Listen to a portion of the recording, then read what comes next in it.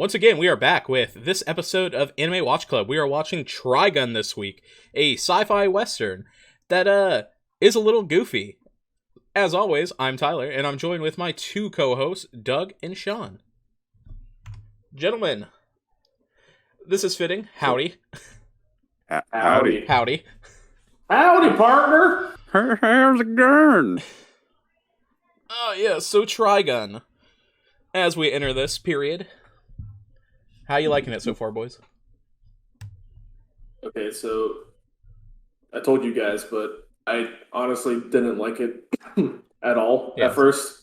But then once I got past episode, I think it was 3 or 4, when started showing more Vash other than just his fucking silly, goofy side, I was like, okay, I can actually get into this. Yeah, I think that's kind of where I'm at too with it. Because like I said, it's mainly the goofiness has been kind of turning me off, because I thought it was more of a serious anime. Well, yeah, just from the images and everything that you see. Yeah, it's okay, this guy's gonna be a badass. And yeah, he's gonna be this rough badass, and then I'm he's kind of corny. Yeah, and in the beginning, it's just so over the top. Yeah, it's all. Yeah, it's kind of annoying. It's almost like fucking Looney Tunes in a way. Yeah. Where he's dodging bullets. I could get into corny and shit, but kind of like what you said, Doug, I think that's perfect description. It's just over the top. Everything, almost everything the guy does, the first 3 episodes is just silly. Yeah, and it's back to back to back. And running away, running away from fucking gunfights with donuts in his mouth, laughing and shit like that. I'm just yeah. When's this actually gonna start? Yeah, when's the storyline coming? And I think that's probably my poor take on it, which I'm sure everyone likes this, and I'm just having a struggle right now. I think the only good part about the beginning is you don't really know who Vash is. Because they're like, oh, you're him, and he kind of, you know the name, and it's portrayed as this big criminal worth $60 billion double dollars, whatever their currency called. 60 billion double dollars, and he is Vash the Stampede, the humanoid typhoon. Yeah, see, I was and then you see this goofy motherfucker. Yeah, and then, then he gets met by the 2 weirdest women on the planet, apparently. Yeah. One that's a literal giant. Andre the fucking giant comes in and goes, oh, hey, we work for an insurance company. Yeah. And I go, what the fuck do these people have to do with anything? And they're basically, if what I've read is correct, is that they basically try to minimize the destruction from Vash the Stampede. Well, they have to follow him, so they can make all the claims on all this. Because in the beginning it says, it's described by the people, the people of the town and the people in the saloon that fucking Vash is destroying cities, and he's fucking literally tearing cities down by himself. Yeah, and their whole goal is they follow him and try to stop it from happening, and then putting in the insurance claims and all that good stuff. And then basically you get led on that these bounty hunters that are actually hunting Vash are pretty much the ones who are destroying towns, trying to catch him. Yeah. Which leads to the question, how the hell did he get this title? Because he's just running, cowering away from these hordes of people trying to kill him. Yeah, and I think that's kind of where the goofiness comes from. Because, like you guys said later, is that you get led on more about his background and who he is, and that he doesn't remember. Well, that's why I was saying the first 3 episodes, because it introduces Vash, and he's just this silly guy. I don't even think he shows his gun until the 3rd episode, but he's just this silly guy, and like you were saying, is all these bounty hunters are after him because they want the 60 billion double dollars or whatever, and he literally doesn't shoot a bullet at anybody. He's literally just trying to kind of live and be a it's like people. It's almost like people stumble upon him. And he's just trying to be. He's just trying to be like a lone wolf, avoiding everything, but he keeps running into these issues. And all these bounty hunters are actually causing the destruction of all these cities and all these deaths and stuff like that. Vash isn't even technically he's not attacking anybody at all the first 3 episodes. No, he's just running. I would say it even goes longer than that. Well, that's why I couldn't get into it at first. That's why, I said, the first 3 episodes, it doesn't truly show a lot. You kind of get misled about the main character, and you're like, okay, Vash looks like a badass. He's like this what, like 6'5" fucking, yeah, he's like this tall, spiky haired blonde guy who's got like those John Lennon glasses. This badass fucking red trench coat thing on. Yeah, I think it is a dope character design. Yeah, it is. And I think that might be where it gets misleading, because like I said, one of the good takes that I have from it is all the villain designs. Like for the bounty hunters and stuff like that, is like they have their abilities are interesting. Yeah. And like they have stuff like that. It's because he's almost like, he's this like, I guess almost like cowboy in a way, with like his big gun, and then you have like these over the top, almost like cyborg motherfuckers. Yeah, everybody's kind of like modified and shit. It's and the later episodes it also explains if he has something that's like not old or Western, they call it all lost technology. Yeah. So it's almost, they're on this planet where there's essentially no like updated technology for anything. Like even one of the cities they go to, they're out of water almost. Like there's one rich person supplying the water to the whole that's the bodyguard one, right? Yeah, that's so it kind of gives you the setting of this planet, where this entire planet that Vash is on is essentially just a ruined fucking wasteland. And like even the buildings, they're made out of like clay and rock and shit like that. There's no like actual like old fucking building. New Mexico architecture. Yeah. So it sets the setting pretty fucking well. Yeah. Yeah. So, yeah, so Vash, he claims to be a fighter of love and peace. He doesn't really do very much in the beginning other than run. I mean, you kind of get those generic characteristics. He's always looking for the pretty girl, and he's just kind of a fool and just acts really silly, but And I think just setting it up that way kind of made it very interesting. Just like it kind of took the fun out of it. You're expecting a Western like action-packed show out of this. And I get, sure, maybe they're building story, building the character, and that's fine and all, but I think that's a big reason why at first you're like, this isn't really for me. Yeah. And then once you kind of go deeper, he actually starts showing, that he's like a spot-on shot. You can tell when he goes from like silly to like straight up serious, and I was about to say, he gets those. I think the thing that really kind of gave me the idea that they were leading him in a wrong direction is the episode where he was the bodyguard for the water plant guy, where he goes down to confront him. And he dodges every single bullet that the guy shoots at him. And everybody's like, well, did he do that on accident? And it's pretty obvious that, like... And then he's just like, you're just a bad shot, and then flicks him in the head.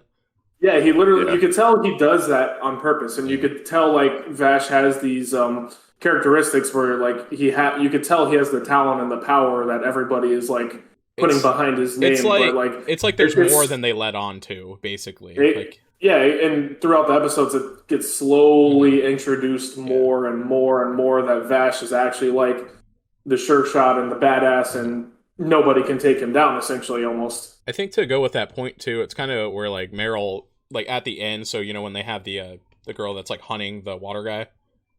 Yeah. And, that he's all into, and she kind of, like, they're, like, talking about him, like, oh, like, that's a man. And she's like, you mean, like, that fool, basically? Like, that fucking unreliable guy, basically? And she's like, you have no taste for men. And I'm like, oh, I see what you're doing.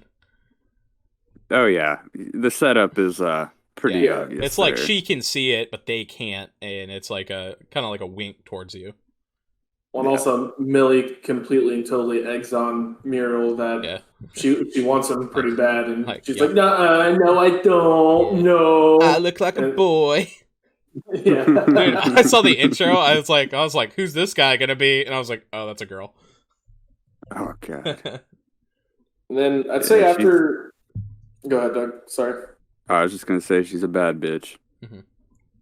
She's a nice bitch, but she's a bad bitch, too. Yeah. So the best of both worlds. Hannah Montana. I kind of forgot what happens after the episode we were just talking about, but actually, I think he goes to the gunsmith, I believe. Yeah. I think that was almost immediately afterwards. Yeah, that was like that was the other weird thing that I had too, was like it seemed like the episodes, they didn't have a lot of like flow to them at times. Yeah, that's and it seems like it would be like sometimes I would be like, did I skip an episode? It's very Bebop-ish. Yeah, it's like each episode's a standalone chapter. Yeah. And that's exactly how Cowboy Bebop is, essentially. Yeah. But he goes to this town. I can't remember exactly. I think he was just on a journey, and he stumbled upon this town, goes into a bar, and then there's this drunkard guy that's, straight up convinces him to buy him a drink. Turns out he was like one of these great blacksmiths that made guns. And, Vash is kind of just showing that he's a good guy and cares about people and is willing to help people. I think Vash went to that town to find the gunsmith because he needed his gun fixed. I think that was because he was asking around for the guy, and everybody's like, early episodes. It got like half attention. Yeah, well, if I remember correctly, he was asking around, and then it kind of set it up. Everybody was like, "Oh, it was Frank something." They're like, "Oh, he's just a fucking alcoholic. No, he doesn't do any of that shit." And then that's when he ends up meeting him at the bar and doesn't know that it's the drunk guy he ends up drinking the entire fucking night away with. Yeah. His name was Frank Marlin. That's what it was. That's a fish name. Yeah, he's a Marlin. He's a Florida baseball team. And throughout that episode as well, though, you kind of see more hints of Vash being a badass because there's that big bank robbery at the end of it, and like he flicks a switch on a shoe that has a switchblade in it, and pops the tire on the car. Well, he goes out into this fight, and he doesn't have a gun. His gun's like he left it at this blacksmith's house, when he was drunk, like when they drank together, and I think he left it with him just to get repaired. So they're both unarmed when this happens, and then Vash, being the at this point undercover hero that he is, he just goes up to him and kind of just does that where you put your hand under your shirt, make it look like a gun, and point it at him and say, "What are y'all doing?" And this guy, the villain, we should preface that he's saying he's Vash the Stampede because no one in this town knows what he looks like, and that info got leaked to these villains because the whole town's saying Vash is coming this way. He's heading toward our town. So he's pretending to be Vash while actual Vash is walking up and saying, "I got a gun to you. What are you going to do? You need to stop this shit." After he uses that knife in his boot to slash the tires of these villains' like car. Yeah, so it's pretty much like a fuck you, what you going to do? Yep. And then, it's funny, whenever he was threatening to just fucking blow everybody to bits, the whole town pulled out their guns. Because everybody was saying also how Frank Marlin provided the entire city. Yeah, like armed the city. Yeah, with guns, essentially, that he made. And the reason he stopped is because somebody killed his wife and daughter or son with one of his own guns that he gave to them. But once he saw that at the end of the episode, Frank Marlin decides like he's going to stop drinking and he's going to continue making guns again and shit. So it kind of shows also that like Vash actually has like this like a positive outcome to him. Like, yeah, and it kind of contrasts to like how the basically like the world is. Yeah, so it also how everybody portrays him as the humanoid typhoon that's destroying everything. It continues to show that Vash is actually like trying to do good things, and everybody's just making him out to be this fucking horrible, fucking asshole who just destroys and kills people. Yeah, like natural disaster, basically. Yeah. So the title's not necessarily wrong, but it's not 100% right either. Yeah. Yeah, but kind of the premise of it, like we were saying, is like these other bounty hunters and villains are the ones giving him this complete and total bad rep. So far that we know, at least. Yeah. Vash actually kind of minimizes the damage because if you think about it, these bad guys are going to be there regardless. They actually, I feel like they get a little more riled up when they figure out it's Ash because if they take him down, $60 billion double dollars in their pockets. So in a way, yes, he is causing most of this. Yeah, it's like, but on the other end, he's not the one doing it. Yeah, like he's inadvertently causing it, basically. He's causing it by just existing. Yeah. To be real with you, like it's not like he's going and starting shit. People are starting shit with him to get the bounty. All right, man. Let's not just pour my shit out there either. What? I'm existing. He's like, oh no, I came on here to get roasted. Oh no. We're all just existing and having bad shit happen to us constantly. We're all just existing, but no one's collecting their double dollars on us. I relate so much. I'm not even worth double dollars. No. So I think next starts the train arc, if I remember right. Nah, you go to the. I thought it was the. Well, I mean, like you go to like that sand village where their power Tatooine? Generators aren't working. Tatooine, yeah, is there a moisture farm? So that's the next arc, and then it goes to the train after that. But I forgot exactly what happens in this town, but they have a power plant that is not able to function correctly because, again, the lost technology. Yeah, well, he went there and he got another bodyguard gig from this lady, if I'm remembering correctly. I think some shit happened beforehand, and then the sand steamer came to the town. And everybody was freaking out. They're like, oh my God, it's a fucking sand steamer. And I guess it's like a carnival festival thing it brings along with it where everybody tries to sell all their shit because it brings in so many people. Yeah, it says it brings goods, craftsmen, engineers, merchants, and others. And also people are able to go get work. It's a mobile flea market. Oh, gotcha. Okay. Yeah, pretty much. And people are able to go to it and work for money and shit like that. So everybody from that town goes there, and that's when he meets the next sexy lady who's like, hey, I need a bodyguard because people are trying to kill me. And, Vash is like, oh, she's pretty. Of course I'm going to do it. Yeah. And then you get more of those, pervy characteristics, him just following her around, kind of trying to sleep in the same room and, just all that kind of stuff. Yeah, kind of over the top again. And it also shows that, like, she's calling him, like, Spot and, like, talking to him like a dog, and he's literally just like, yep, okay, perfect, yes, absolutely. Anything. Yeah, write that down. Yeah, he's just essentially there for the booty. Yeah. Aren't we all? And then this lady, though, she keeps, like, this assassin guy comes into their hotel, throws, like, a grenade, like, he's fighting him, and then he disappears. Vash sees that there's a grenade on the ground, he runs, it blows up his hotel room, and then Muriel and Millie show up, and they're like, what was this damage from? Whose room was that? And the guy's like, well, take a wild fucking guess, it was Vash the Stampede's room. That's why it blew up, and blah, blah, blah, blah, blah. Yeah. So Vash is like, oh shit, there is somebody out trying to kill this lady like she was saying. Yeah. Yeah, so pretty much where that goes from there is, the next morning comes and they go to this reactor because she's there to repair it. That way, the village there can get power and, because sand is covering, like, over, like, 50% of this place.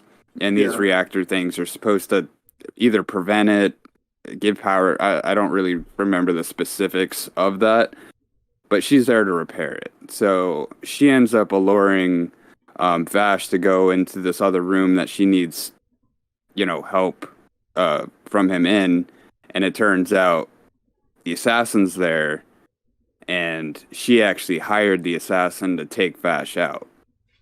So she ends up locking him in this room. Vash easily takes out the guy, like pins him to the ground essentially from his equipment.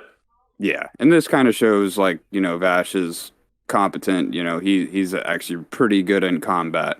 He's just a silly fucking dude otherwise. Yeah, he's just a goofball. Yeah. And then, but his heart's in the right place, even though he's kind of pervy. And then after he takes down the assassin guy, he doesn't kill him. And that's one of Ash's things, is like, he doesn't kill people. He promised to never kill people. It doesn't exactly explain why from where I'm at yet, but he made a promise to himself to where he doesn't kill people. He'll shoot people, but he won't kill them. He has this whole thing where it goes for his fight for peace and love, and the Full Metal Alchemist scenario. He continuously says like he hates pain. He doesn't like it, so he doesn't want to put people through it. Yeah. But just like I said, Full Metal Alchemist scenario where just bad things happen because he chooses not to. So he's in the room, he takes down the assassin, and then the sexy lady comes in and was like, I guess they were right about you. I needed somebody better to take you down. And then Vash is like, what the fuck are you talking about? And she explains that she hired the guy to try to kill him because she needed to get... Yeah, she needed to get revenge on Vash. It's beyond the bounty. Yeah.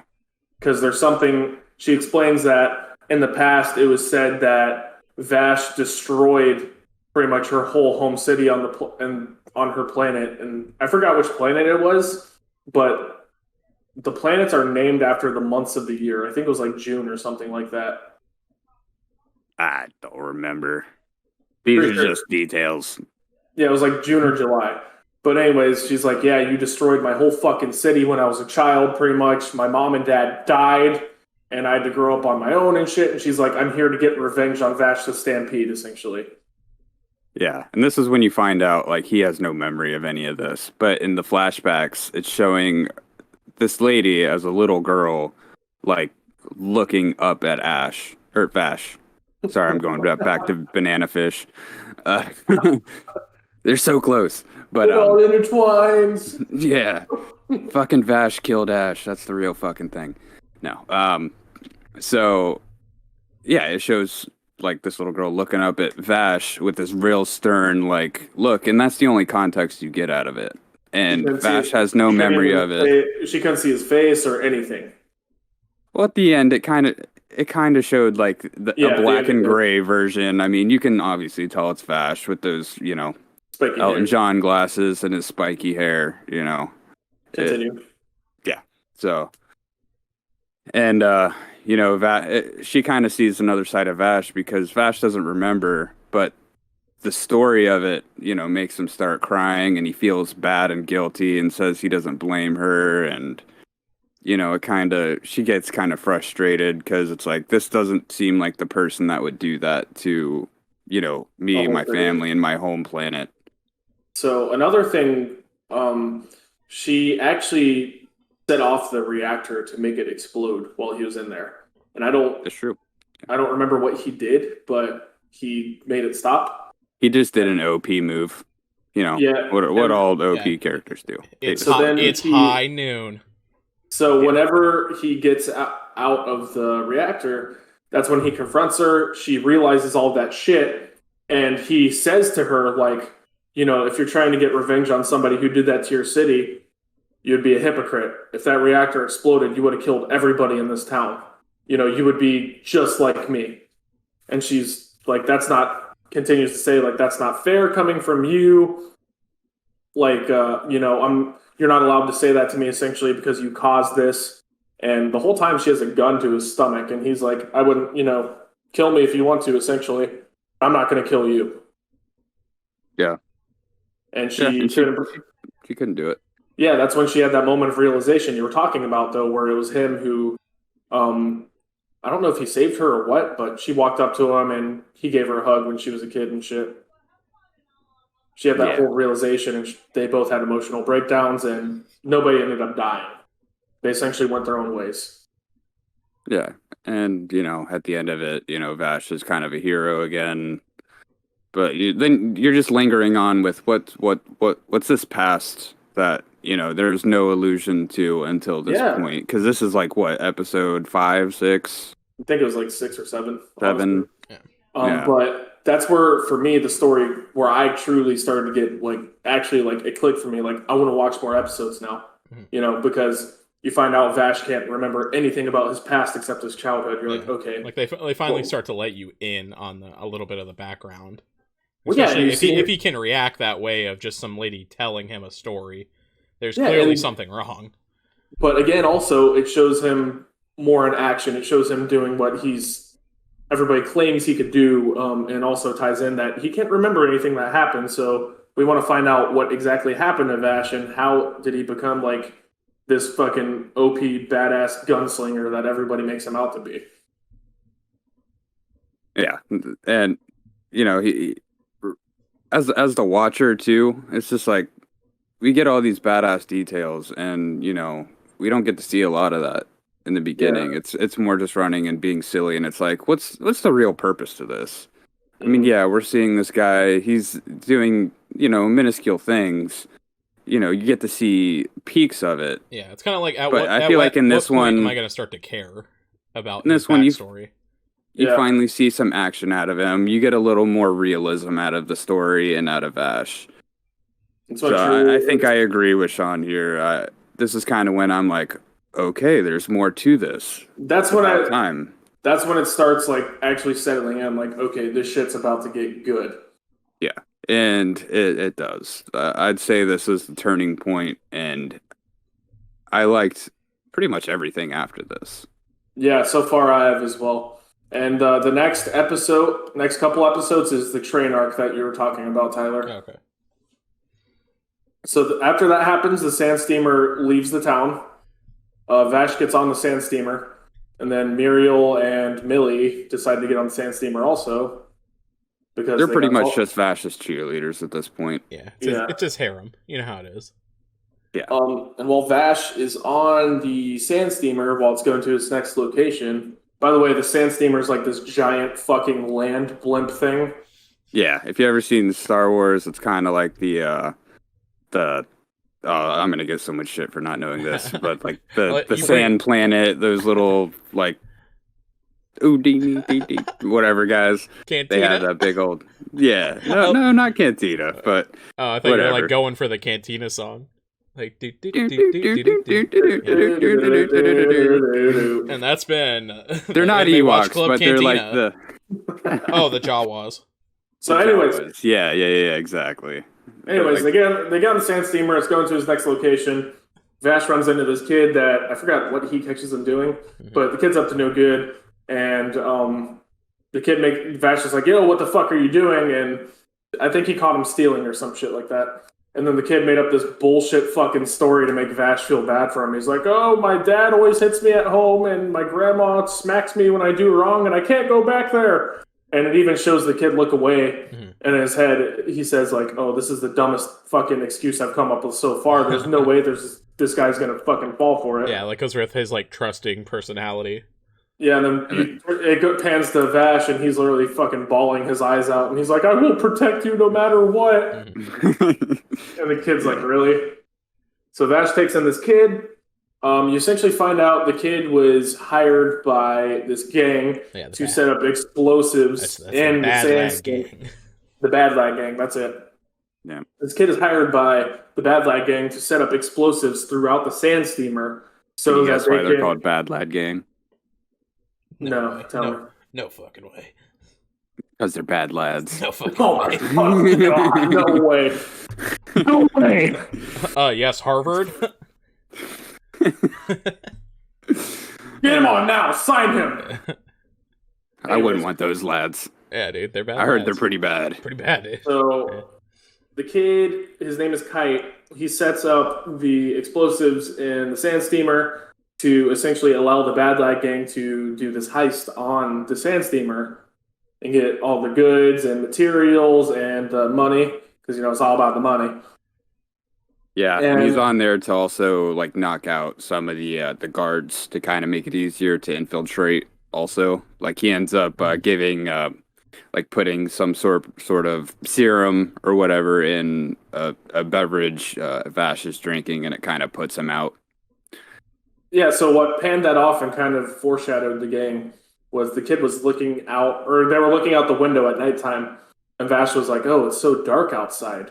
And the kid's like, "Don't worry, it'll be bright soon." And then that's when Vash kind of like chokes and passes out from the serum in his drink. Yeah. But it also, and then it pans over to the Mad Lad Gang, where it shows these guys in all fucking like neon bright lights and shit with all this futuristic looking garbage. I forgot what was his name?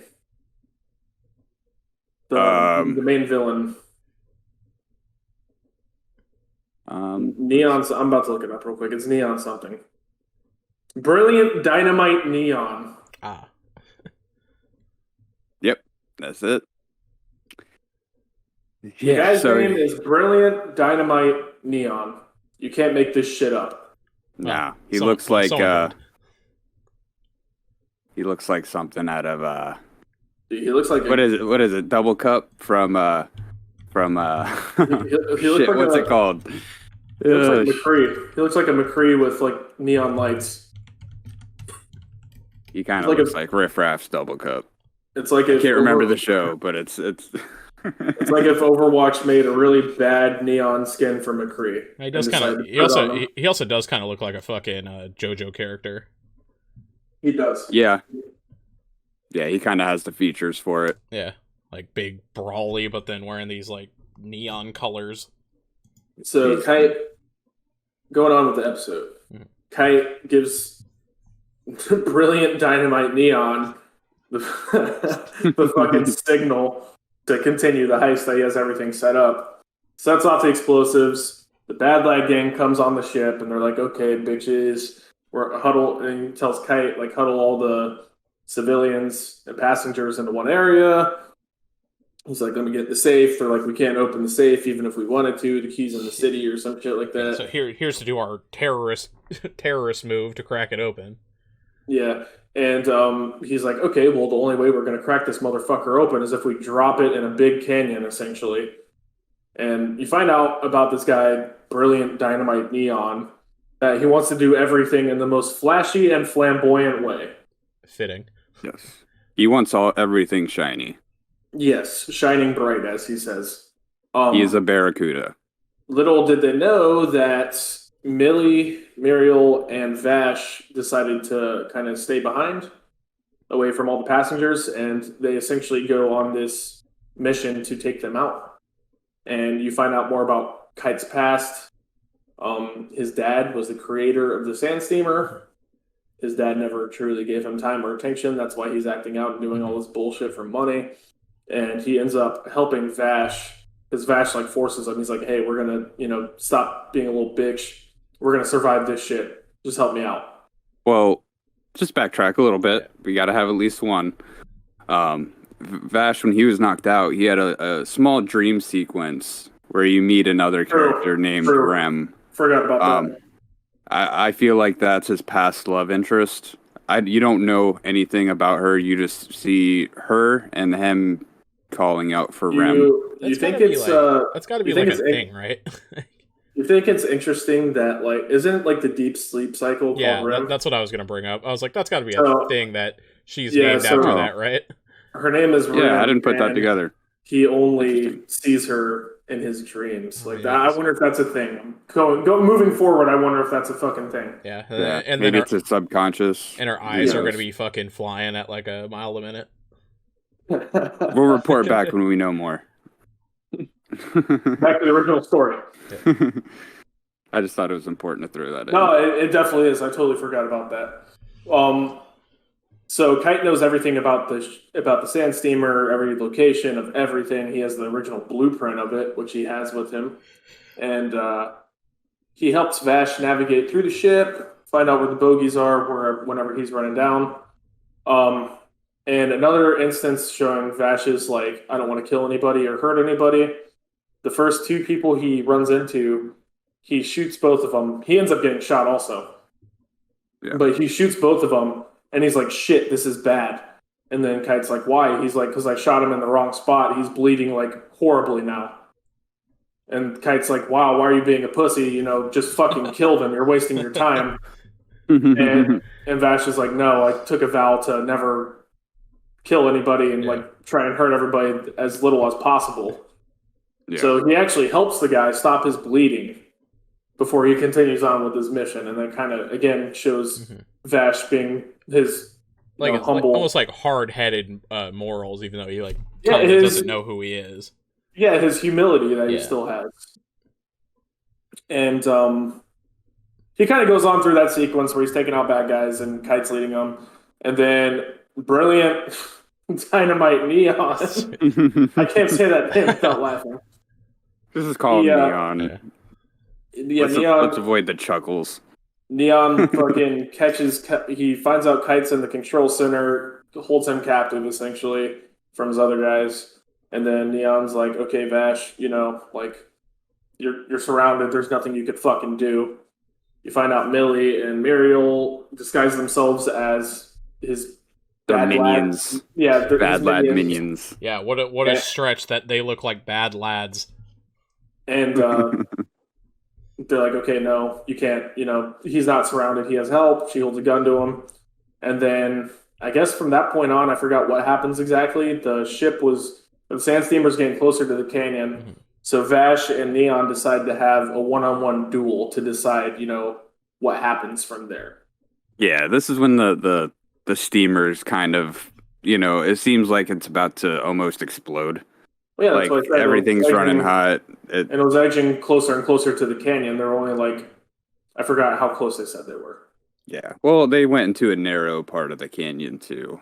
Yeah, so scraping. Yeah. But continue, good sir. So Vash and Neon have their duel, but Neon's like, once this coin hits, I'm going to flip this coin. Once it hits the deck, that's when we go. So that happens, and then I forgot exactly what happens. A bunch of rocks fly onto the deck as well from the canyon. Yeah, from grinding. Vash jumps. Grinding. Yeah, Vash jumps. They go to shoot each other. Vash shoots him before that Neon could even land a hit on him, and Vash was then laying on the deck severely wounded, and Neon realizes in his head I didn't even fucking hit this guy. These are his wounds from before. Yeah. And Neon being the flamboyant fucking everything's got to sparkle and shine and be perfect, he doesn't kill Vash. Yeah. He's like, even though his little sidekick or whatever, his little underling named Baramy with a B, one of these little fucking... He must be a blood. One of these minions, he's just like, just kill him. And then Neon was... the plane.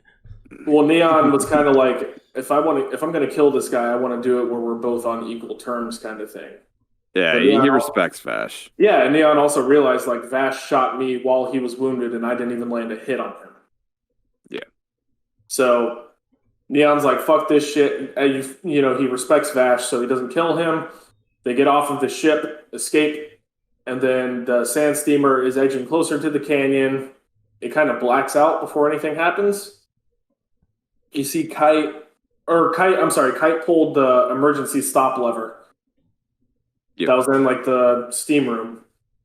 And you can see Kite's getting injured while he's going to do it. Then it blacks out. You wake up in a hospital. Kite's injured, and Vash is there with him. You find out that the sand steamer was stopped, literally right before it fell off the canyon.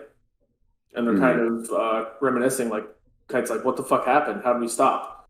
And then you find out that Neon actually drove his fucking vehicle, I don't know what it was, into it as well to kind of slow down the roll of the sand steamer. So again, Neon's saving Vash after they just had that moment of I respect you, whatever. Right. And then it's kind of where the episode ends. Yeah, and then we get introduced to the, I would say, probably one of the coolest characters. Is this the murder machine episode? Yeah. Mm-hmm. Yeah, the coolest character. Yeah, the old priest, huh? Best episode. I feel like they could make a whole. My opinion. They could have made a whole sub series about this guy. Yeah, I've only seen 2 episodes with him in it though. So, Doug, if you want to go on about this one. Okay, so they're on a bus ride. Not sure where to. They're in the desert still. They're on a bus ride trying to get to, I'll say, the nearest town. Like an in-between episode, basically. Like a travel to that city episode. Yeah, well, in the light of all things, they're introducing a new character. Yeah, basically. An important character. Yeah. An important character. But they're riding through the desert on a bus, and they're looking to just get to the next town. But they see Vash sees this glimmering little shiny thing out in the distance, and it turns out to be this guy with this giant cross. like man-sized cross like on his back. Yeah, he was carrying it on his back. It was so big. So they stop the bus. They, offer him a ride. Hops on the bus. They keep it moving. They give him water. No, well, Meryl gives him all of Vash's water, and of course, Vash, he's not in his serious action sequence mode, so he's being a big baby about it. It's like, you just drank all my water, and yada yada yada. And yes, I will just yada that because that's the annoying part of Vash. Yeah, well, that's the basis of it. So yeah, I just like the I will yada. But so they end up stopping for a break. And Ash and this guy talk. His name is Wolfbane? Wolfwood. Nicholas was his first name, right? Mm-hmm. Yeah, Nicholas Wolfwood. And he's a priest, hence the giant cross. But it turns out he just travels to try to save children, get them out of bad situations, like where they don't have parents and they need somewhere to go. I was about to say he runs an orphanage. Yeah, does he not? Well, he was running the church, and so he's trying to raise those funds for it. Yeah. So, and then it shows the sequence where this mother and two kids on the bus at this break spot, they're like begging for food, and they're in the middle of the desert, just trying to get to the next town. So no one really has much of anything. They're all just trying to survive with what they got. But this priest overhears it, and I'm just gonna call him the priest because that's just easier for me.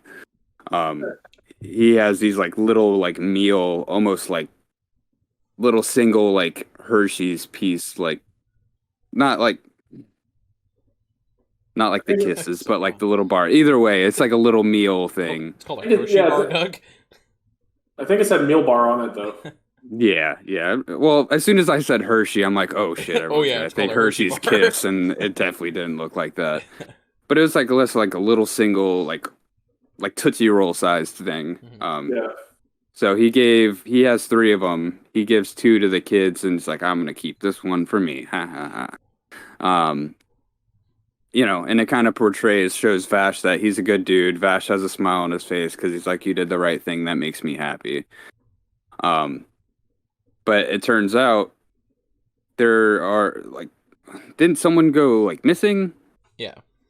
Yeah, someone went missing. Vash and this priest went looking, and it turns out there are these mechs, like these spider-like mechs.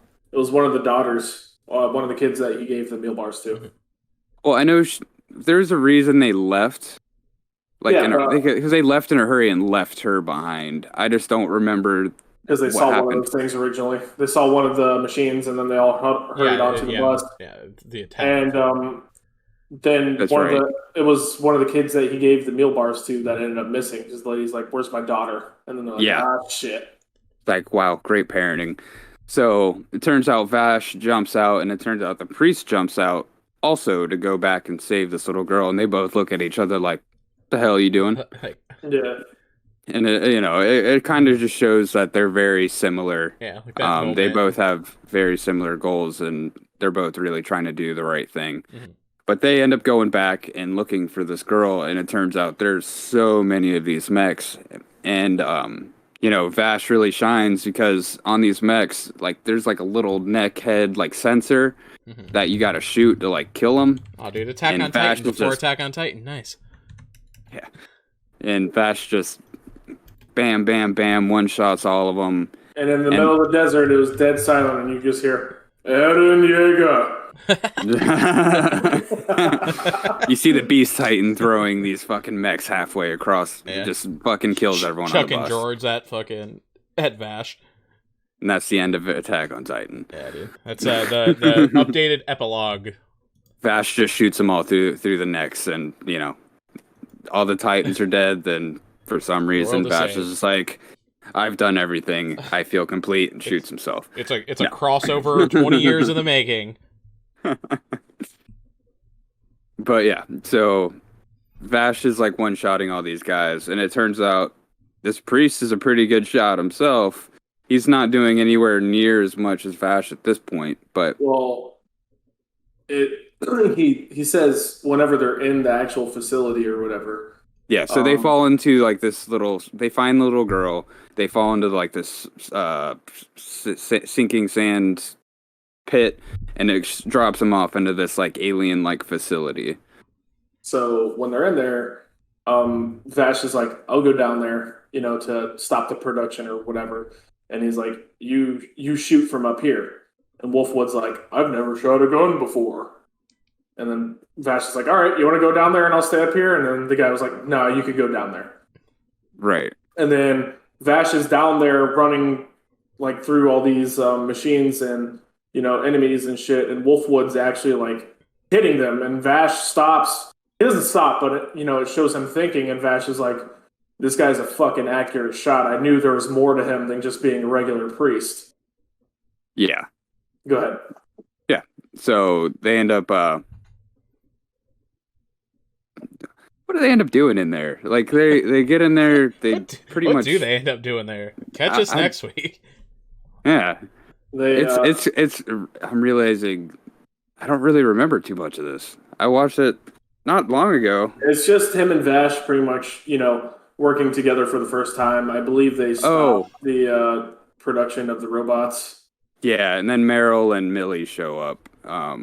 That's how they end up getting out. They went back for them. They got them out of this facility. They get the girl, and they all go back to the bus. Yeah. For some reason, I thought there was something more that went on there. Story. That was the last episode that I was able to watch. I believe that was episode 9 or 10. Yeah, that's 9. Well, after getting back from the bus, they reach May City, where they're expecting to relax for a little bit, kind of like a break in the action type thing. Yeah, and they end up running back into. Well, let's start it off that he's playing with these kids because May City is the city I believe he came from initially. That's why all these people know who Vash is because he's playing with these kids he met in the previous city, if I'm correct. But he notices one kid that's not playing with the rest, so he kind of follows him, sees what's up, figures out what's wrong, because Vash being Vash, he just wants to make everyone happy, he wants to make sure everyone's good, especially as like a child, you want to make sure everything's going all right. Yeah. So he follows them back to this bar, and it turns out his mom is running this place by herself, and they're struggling. So this kid is helping her run this place, which is why he's not playing with the other kids, why he's not really acting as a child. He's trying to be big and grown up. And it turns out their dad went missing, and because of that, his dad had debts with these people, and these people came looking for their money. He's not there, so they go after his wife, who's running this place now. And it turns out Mr. Priest, Nicholas Wolfwood, shows up, kind of takes care of that situation, takes the bad guys out temporarily, and, offers to help her with this place. And then, Vash comes in. He's like, "Oh, we're reunited." And bam. Also, Vash, a big reason, is like, "Oh, this woman's hot." This kid's mom. Yeah, as pretty MILF-like. And, of course, the priest, he doesn't outright say it, but, He's he thinks only. the same. Vash and this priest are so similar. He's like, if only I were a pastor. I think his name is like makes him that much more badass. Also, like his name is fucking Wolfwood. Yeah. Like, come on, bro. Yeah, I'm just gonna say priest because I just automatically want to say like Wolf's Bane or Wolf's Blood. I don't know why. It's no Vash the Stampede, but I mean it's alright. It's Wolf Hair. Yeah. So it turns out the priest signs Vash up, or convinces to be signed up for this like gun range like shooting contest, and the prize is $50,000 double dollars. It's a quick draw contest, by the way. Quick draw, because Old West. Quick draw. So, yeah, the priest signs Vash up to win $50,000 double dollars, so that they can give it to this family, so they can pay off her debts and try to move forward. And Vash agrees because it's the right thing to do. But lo and behold, Vash ends up signing the priest up too, because it'll double the chances of them winning. Yeah. And the priest is like, "What the hell? Why'd you do that?" That's scammy. And he's like, "Yeah, I know, right? Pretty smart." Yeah. So, they switch to like the scene where they have a sign up sheet, and these are people that are running this competition. They're like, "Whoa, Vash the Stampede signed up," and they're like, "There's no way it's him." Mm-hmm. Like, we'll just have to wait and see what happens, and he'll have to prove that it's really him by the skill he shows. Yeah. So go to the day of the competition, and the first round is just shooting like glass bottles off a ledge, and it shows a couple guys just completely missing, and Vash just shows up. He's like, he gets all of them, and then he goes back to the priest. It's like, damn, I got all of them. It's like, I'm making it too obvious that I'm, I am who I am. Yeah, he's like blowing it. Yeah. And this is actually where he tells the priest that, he signed him up too. So he's like, what the fuck? All right. And he goes and he gets all 4 of them also, because lo and behold, he's a good shot himself. So they get past that round. They get, talked to by these other people who are like real menacing looking, a part of the competition also. And it's like the next round is, person versus person. So you got to shoot each other, and whoever comes out on top wins. And Vash is like, what the fuck? Bruce is like, what the fuck? And so they're like, all right, that's not what we really signed up for, but we'll go through with it. And it goes to Vash and the priest sitting on the bleachers, whatever, watching 2 people shoot, and then Vash does this real quick thing right before the draw, and the guy who gets shot only gets nicked in the shoulder, and then the priest is like, wow, you can really change the trajectory of bullets just like that. So pretty much Vash is still saving people's lives just from the sideline by manipulating other people's bullets. Yeah. So they go through the competition, and one of the announcers for it, or just sideline people for it, just like, wow, this is one of the first ones where there are no terminal injuries, no one's died yet. And then it gets to what a fucking competition. Everybody's just boring.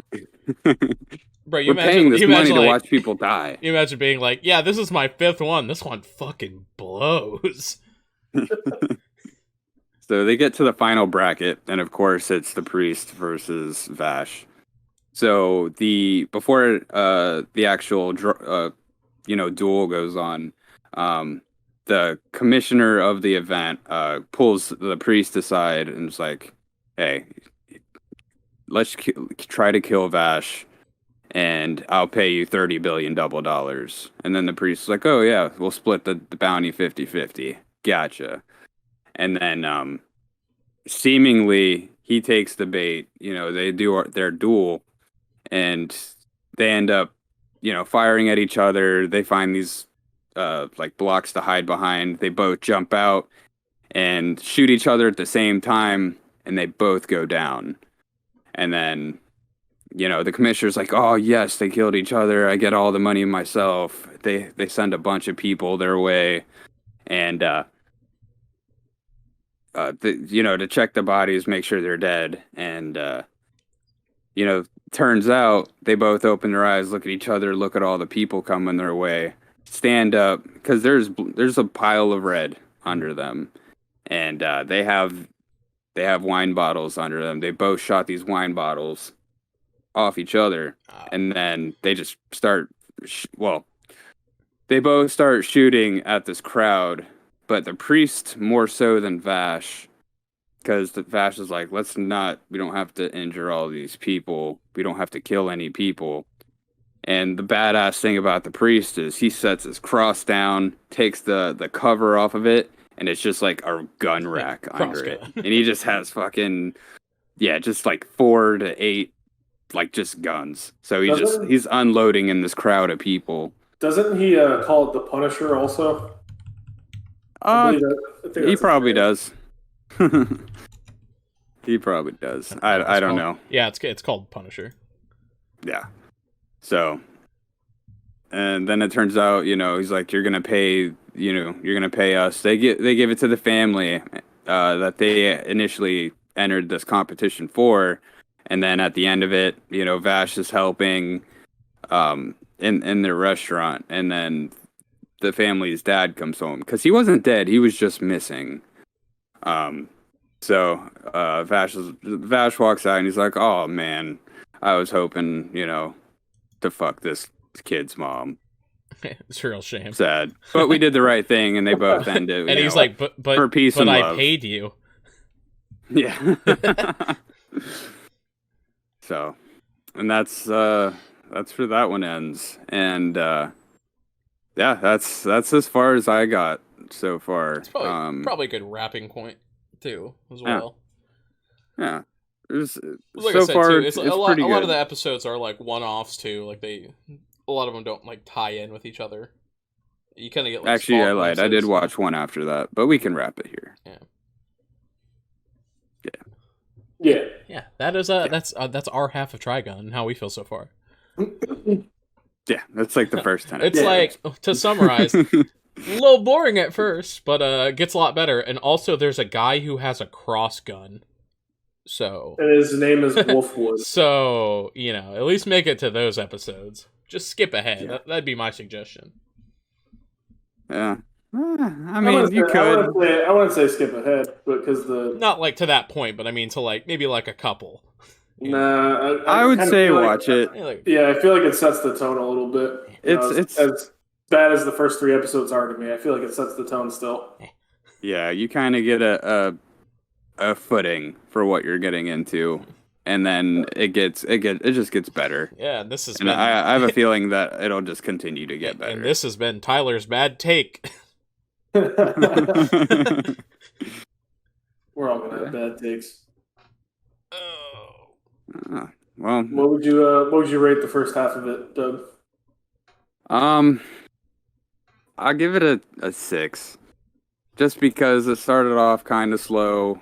I do enjoy it, but I feel like we're still in the early stages. I have a feeling that'll definitely go up.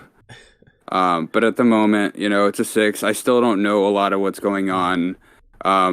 The episodes, though they're different in their own unique ways, it's all kind of the similar, storytelling of him doing the right thing. Yeah. And I will say, there, like a couple episodes, like past what we just did, there are moments where Vash really kind of seems like he's doing the wrong thing, and it really comes off like he's